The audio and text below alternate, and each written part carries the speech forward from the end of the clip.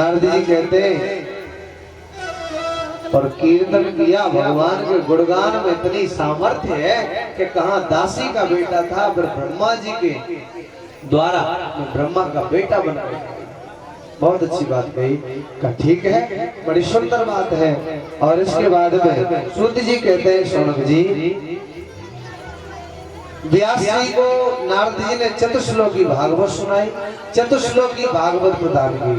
देखिए समझना, भागवत के 4 ही श्लोक थे, पहले 4 श्लोक और वो 4 श्लोक नारायण ने ब्रह्मा जी को दिए, ब्रह्मा जी ने नारद को और नारद जी ने व्यास जी को दिए। वही 4 श्लोक चतुश्लोकी भागवत और उन्हीं 4 के द्वारा व्यास जी ने गणेश जी की सहायता से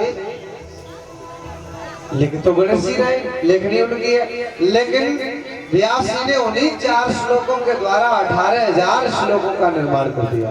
18,000 श्लोक तैयार कर दिए व्यास जी ने। तो भागवत महापुराण के 18,000 श्लोक हैं और भागवत धर्म के 4 श्लोक हैं, उन्हीं से 18,000 की उत्पत्ति हुई।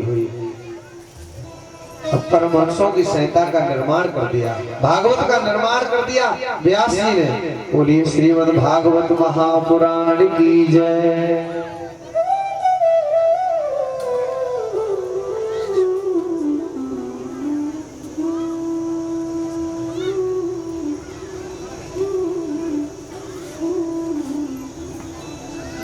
और ये हमारी छोटी बहन सौम्या के द्वारा ये 100 मुद्राओं का ये भेंट है और ये वस्त्र है। भगवान जिस प्रकार फूल महकते हैं बंगले में, वैसे ही फूलों की तरह महकाए, यही भगवान से प्रार्थना है। और सभी कंस वाली कन्याओं को भी ये अनुपम उपहार भेंट किया गया है इनकी तरफ से। तो जो दूसरों को देता है उसको भगवान देता है। बोलिए श्री वृंदावन बिहारी लाल की जय। भागवत का जो परमहंसों की संहिता है इसका निर्माण किया, लेकिन परमहंसों की संहिता है इसका निर्माण जो किया कि इसके लिए कोई परमहंस होना चाहिए, तो व्यास जी ने इसे यही अब कहा कोई परमहंस हो, कोई परमहंस हो, पर कोई परमहंस नहीं। लेकिन जो व्यास जी के बेटा थे सुखदेव जी, वो ही परमहंस थे, लेकिन वो तो जन्म लेते ही जंगल में चले गए थे।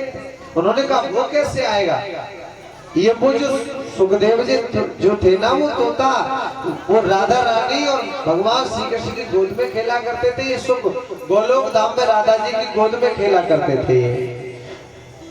एक दिन भगवान नहीं थे, भगवान के अनुपस्थिति में राधा मैया ने तोते से कहा, उस सुख से कहा तू कृष्ण कृष्ण बेटा कर, लेकिन तोता कहता है कैसे, कहा राधा नाम में कुछ नहीं रखा, तू कृष्ण कृष्ण रट। अब तोता कृष्ण कृष्ण रटने लगा, लेकिन जब भगवान कृष्ण आए तो उन्होंने देखा तोता कृष्ण कृष्ण रट रहा है। तो भगवान ने कहा ए सुख, अरे कृष्ण कृष्ण रटने में क्या रखा है, तू तो राधा राधा रट, राधा राधा रट। कहा तब तो राधा राधा रटने लगा। अब राधा जी ने देखा तो कहा ए सुख नहीं, अरे राधा राधा में क्या रखा है, तू कृष्ण कृष्ण रट।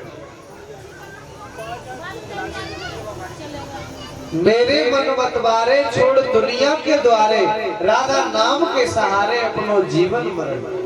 अरे तू राधा राधा रट, कृष्ण ने कहा, लेकिन राधा जी ने कहा नहीं कृष्ण कृष्ण रट। अब तोता इतना, अब उसने कहा क्या करूं। अब राधा जी की तरफ देखे तो एकदम वो कहे कि नहीं राधा राधा नहीं कहना है, कृष्ण कृष्ण कहना है। और कृष्ण की तरफ देखे तो कहे, वो इशारा मिले कि नहीं कृष्ण कृष्ण नहीं राधा राधा रटना। अब सब चक्कर में पड़ गया, बड़ा समझदार था, समझदारी दिखाई और उसने राधे कृष्ण रटना शुरू कर दिया। और माता राधा ने कहा बड़ा समझदार है, कहा वाह तू मेरे बाहर भागवत धर्म का प्रचार कर सकता है, एक काम कर दे, तू बड़ा समझदार लगता है मुझे, जा और भूलोक पर जाकर के इस मेरे भागवत धर्म का प्रचार कर। देखो मेरी माताओं बहनों भाइयों बुजुर्गों, भागवत महापुराण में और भागवत धर्म में बहुत अंतर है। और ये भागवत महापुराण है इसलिए कि भागवत धर्म सिखाती है। लेकिन भागवत धर्म ये चर्चा तो कभी अकेले में बैठ करके जिसे प्यास हो उससे होगी, तब ये खुलेगी ये बात। ये बात इतनी गहरी होती है यहाँ नहीं हो सकती, और उतने अच्छी तरीके से हम बता भी नहीं सकते जो वहाँ बता देते हैं जब बैठते हैं ना। जो वैसा ही कोई व्यक्ति मिले तब वो चर्चा अच्छी होती है, आनंद। यहाँ सब तरह के हैं तो वो चर्चा हल्के फुल्के में निकाली जाती है। तो भागवत धर्म में और भागवत महापुराण में बहुत अंतर है। इसलिए भागवत महापुराण सबके जीवन में आया है, पर भागवत धर्म सबके जीवन में नहीं आया है। वो बिरले के जीवन में आता है, उसके लिए प्रयास करना पड़ता है, सदगुरु की शरण में जाना पड़ता है। तो क्या सुन रहे थे आप? कहा मैं भागवत धर्म का प्रचार कर और पृथ्वी लोक पर जा। मैं पृथ्वी लोक पर चला तो जाऊंगा, लेकिन गुरु कौन होगा? क्योंकि शरीर धारण करने के बाद गुरु की आवश्यकता अवश्य पड़ती है। तो गुरु कौन होगा? जब मैं भागवत धर्म का प्रचार करूंगा, कहीं इसकी भी व्यवस्था वही हो जाएगी, तुम जाओ। और ये उन्हीं की, राधा की और श्री कृष्ण की कृपा से ये जो वृक्ष की खोह में जो अंडा रखा था, ये वो उन्हीं की कृपा से था, भगवान श्री कृष्ण और राधा जी की कृपा से। और इसलिए वो कथा सुनी, भगवान शंकर जी की कथा। और वो कौन सी कथा है? वो कोई साधारण कथा नहीं, वो गुप्त है। जो गुरु है शिष्य को जो ज्ञान देता है तो एकांत में ही ज्ञान देता है, और वो परम गोपनीय एक गोपनीय से गोपनीय ज्ञान है। भगवान अर्जुन से भी कहते हैं गीता में, अर्जुन ये जो ज्ञान है परम रहस्य इसी किसी के सामने, हर किसी के सामने प्रकट न करना, उसी के सामने प्रकट करना जो इसके लायक हो, उसके सामने प्रकट करना। ये वो जो रहस्य है बड़ा गोपनीय है। तो इसलिए भगवान शंकर जो है ना, माता पार्वती को वो सुना रहे थे, ये गोपनीय रहस्य अमर कथा, कोई साधारण कथा नहीं थी, वो कथा थी। तो कहा कोई यहाँ है तो नहीं, कोई नहीं, डमरू बजाया सब उड़ गए थे, कोई नहीं था। लेकिन माता ही जाग रही, हुंकार भर रही। लेकिन माता जब सो गई तो भोलेनाथ ने कहा कि अब तो सुख ने कहा, उस तोते ने कहा, अगर अब माता सो गई, अगर हूँ नहीं की तो ये कथा बंद कर देंगे और मैं अधूरा रह जाऊंगा। इसलिए उमा के परगे सोता और हूँ करा दे रो तोता।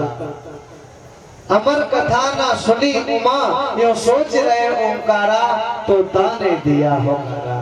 तोता ने ओंकार भरी, और तोता ने जब ओंकार भरी, तोता ओंकार भरता रहा, वो पूरी कथा कहते रहे। बाद में मैया जगी, उन्होंने कहा अरे कहाँ छोड़ी थी कथा प्रभु? मैं तो कहाँ थी, का सो गई थी।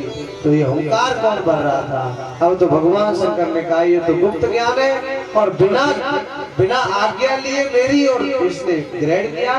ये पता सबको ये गुप्त है, लेकिन ये कहीं प्रकट न कर दे।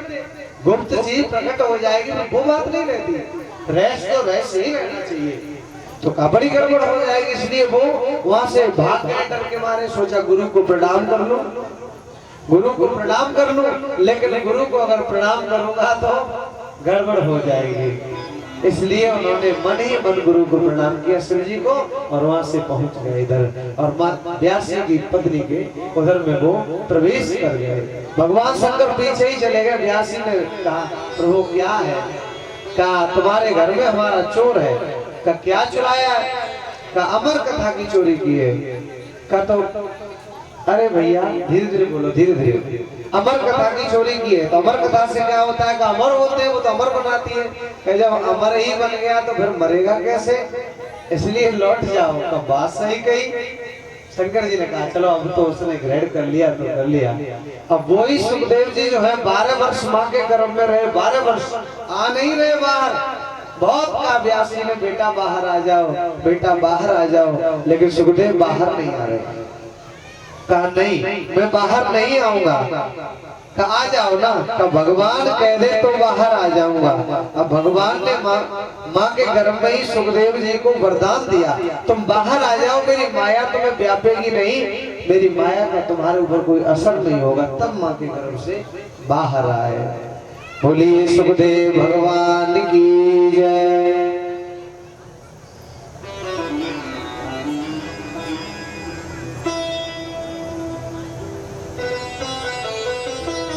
और अभी इसी बीच में हमारे महाराज जी उमेश गिरी महाराज जी ने ये सभी कलश वाली कन्याओं का और हमारा सम्मान किया था।